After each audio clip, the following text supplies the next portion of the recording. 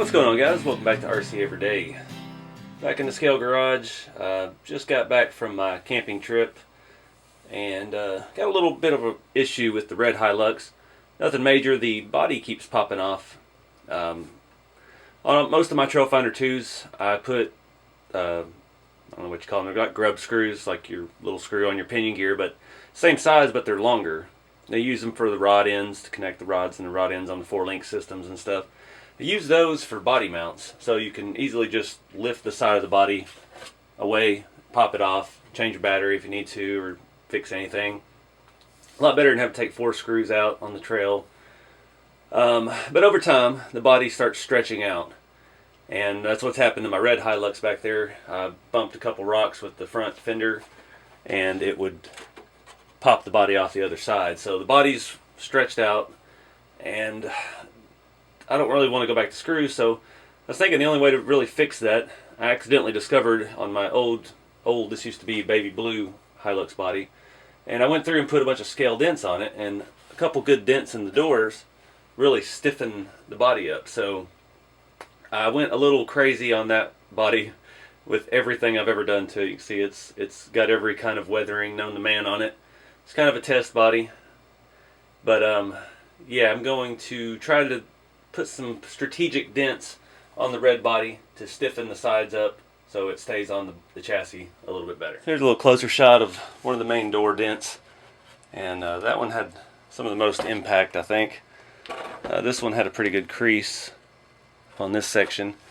I don't want to go all over the rig and damage it.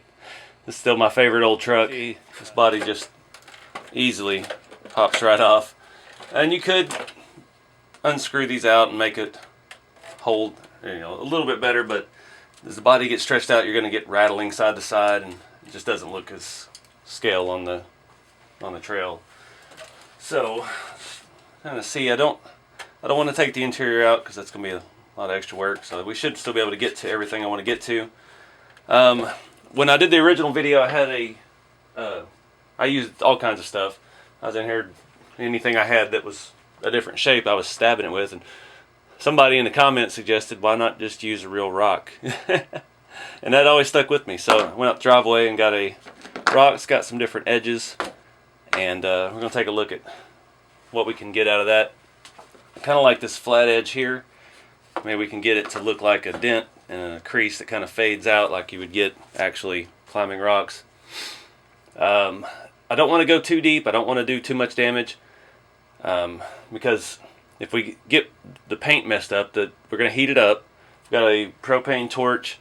I really would like to have something with a little more precise flame, but like all I have is lighters, and they're not going to be hot enough to really do what needs to be done. So, yeah, try not to do too much damage. I don't want to damage the paint. Obviously, it's pristine paint we got here, and if we do get down below the paint, we'll have to come back with some iron oxide paint and do that and let it rust up on its own.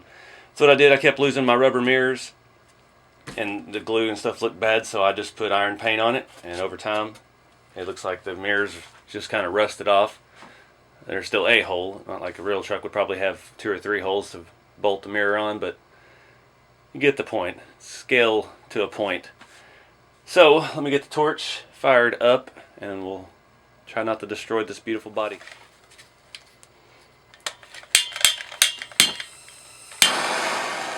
Turn it way down because I really don't want to mess this up too bad. Just got to go right around that belt line on the body. Alright, we already got warpage. Alright. Man, that was quick. I really need another hand to turn the torch off. Alright, we didn't get the right spot.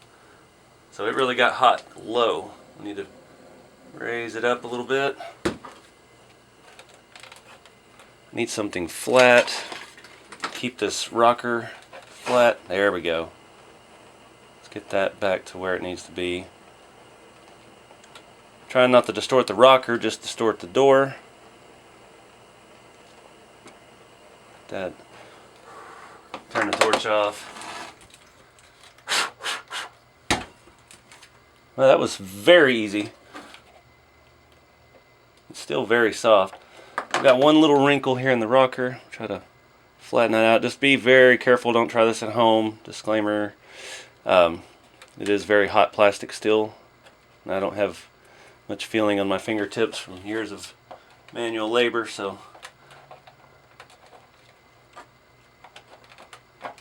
Alright, we got it very straight. So we got a nice little dent there. Got a little bit shiny. I did get into the paint just a hair. So we'll let that dry for a minute. We'll flip it over and see how it looks. Right, take a whack at the other side. I don't want it to be in the exact same spot. I'm going to try to do this one a little further forward. Now I got a better idea of the heat. Let me turn it way down again. As low as I can get it to stay operating. Alright, get it way down.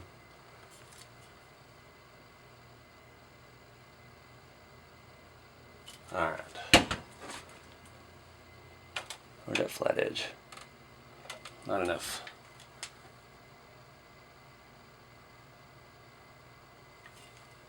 Alright, there it is. Ooh, that is some hot stuff.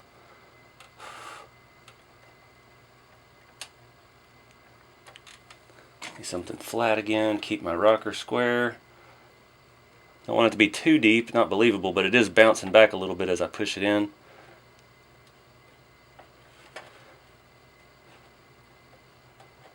Got a little scrape in that one, so it looks like maybe it dragged along, but I went the wrong direction. And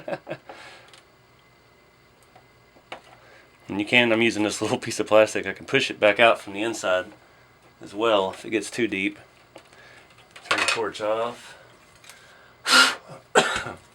That torch doesn't like to turn off. You turn the valve all the way off and it'll still keep a small flame going. You gotta blow it out. Alright, this is starting to cool. There, good flat edge. Still pretty malleable. Keep my rocker straight. It is going to take a little pain, I'm afraid, but see if we can get it to stay in a little bit. Alright, we'll let that cool all the way. You can kind of see through on the other side. You can see where it cracked, dried the paint real bad, but it's the inside, so it doesn't really matter. We'll let that cool and we'll see if there's anything else we want to do. I need to do something else. I can't just have two dents on the doors. Obviously in real life these cut down fenders would be easily damaged, but if you saw the crawling video from up at the land this weekend, the tires use every inch of that. So if I dent one of these down, it's going to cut into the tire and cause issues. And I don't want to do that. I really don't want to mess up the back of the bed because it's already got the scale booger weld where we bobbed it. So I'm thinking maybe somewhere in this rocker. I don't know about the front fender, that one especially with the snorkel in the way. I don't know. Let's refrain. I always go overboard with this stuff, so make sure my torch is off. This should be good and cool now. That side is good. This side is good. Let's see how it fits on the body of the chassis now. Alright. That in. Well, not quite. Oh, it's in. Alright, so we've really distorted it a little bit. Oh, I always have that problem with the bob and bed and the thing. It gets caught on the outside of the bumper. Alright. Still getting a little side-to-side movement, but it's improved. It actually looks like this one is pulled away from the body and that one is pushed into it, so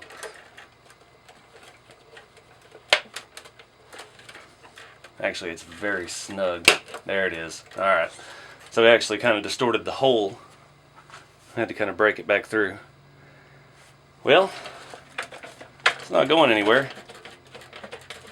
Feels a lot tighter. We'll give that a shot, see if we need to do any more to it.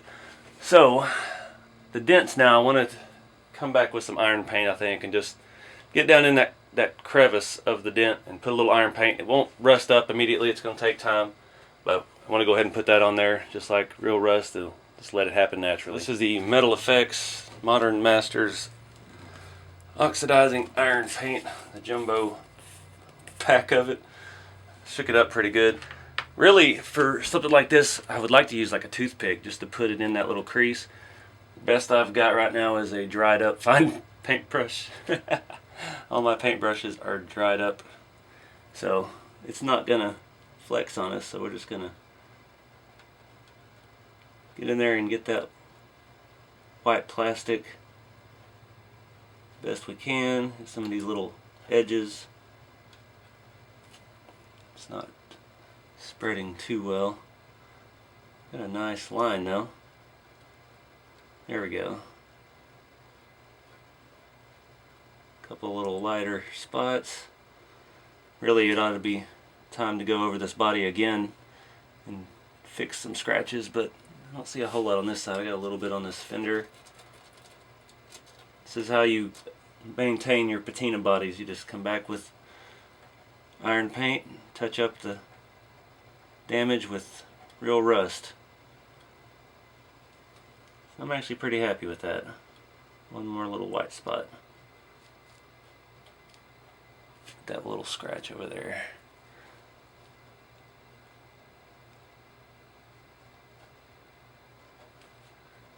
Alright. Less is more. I'm going to quit. I'll flip around to the other side. Alright, so at least they're not in the exact same spot. This one did get a little more paint loss. This was the first one. It did get a little hot.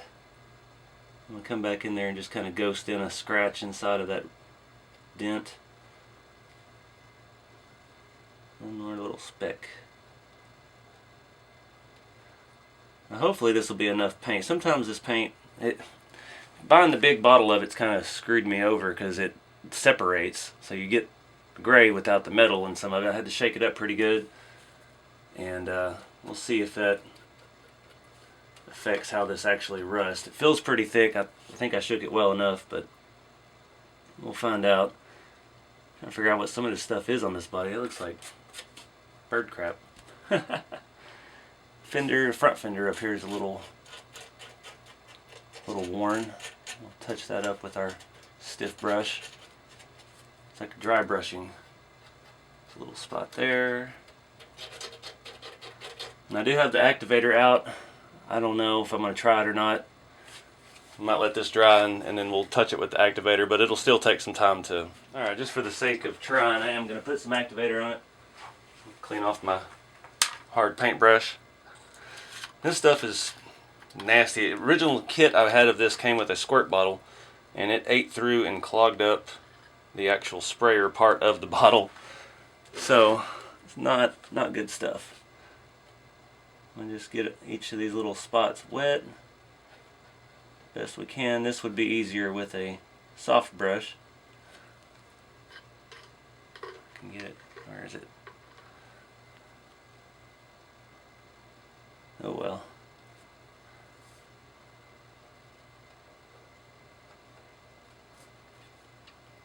Less is more.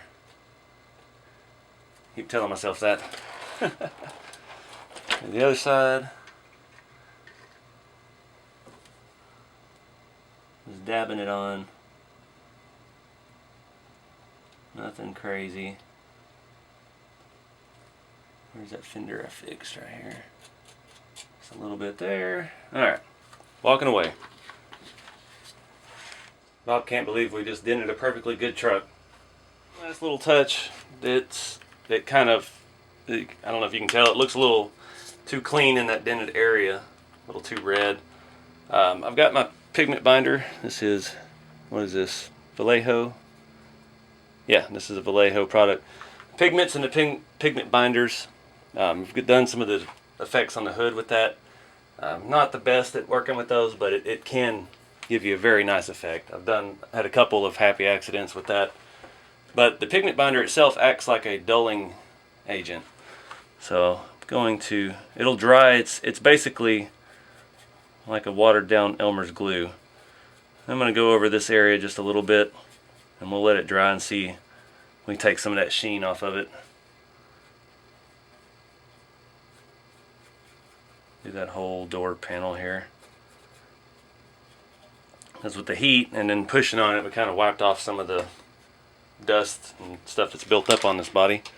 I'm going to flip it around to the other side. So I think that's it. You see this side, it did get a little too hot. That was the first side we did. Yeah, didn't know how much heat to use, how much it would take. Seemed like it took a lot more when I did it before, but it didn't. So we did end up warping the rocker a little bit. Nothing we can do about it now. But yeah, it still looks the part. Maybe come back once all this dries, we could actually cut the door out, straighten the rocker, and then make it look like the door's gapped away from the rocker. I don't know if I have a blade sharp enough to work its way through that, but I don't know if I really want to do that either, because then it may screw up the integrity of the mount here.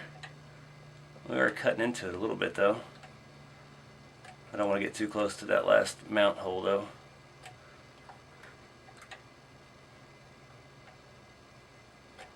That is actually kind of working. The rocker's kind of sticking out a little bit now.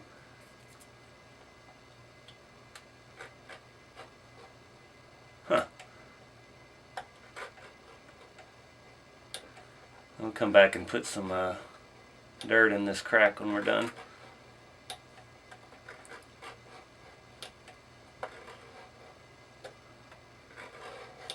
Get all that stuff off there.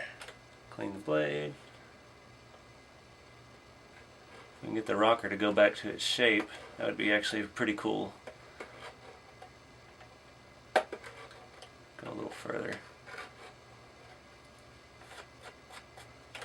Add a little more depth to it maybe, if we can separate them out a little bit.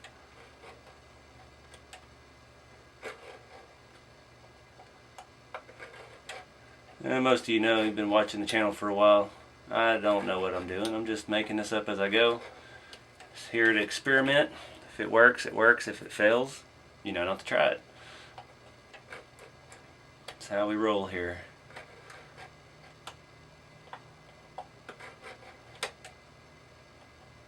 I've seen people cut these bodies with X-Acto blades before. I've cut styrene this way. Just work your way through it.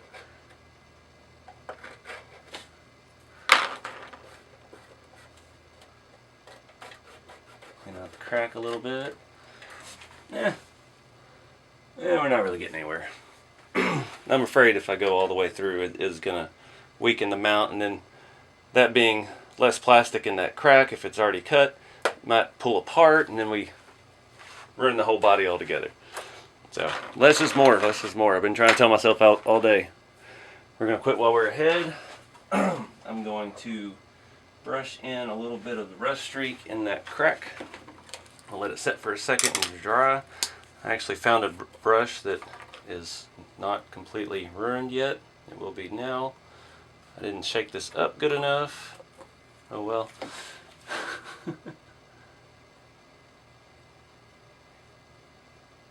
And I rubbed off some of the paint up there. We'll just have a little fun with this stuff. Why not? Alright, good enough. I'm going to leave it alone.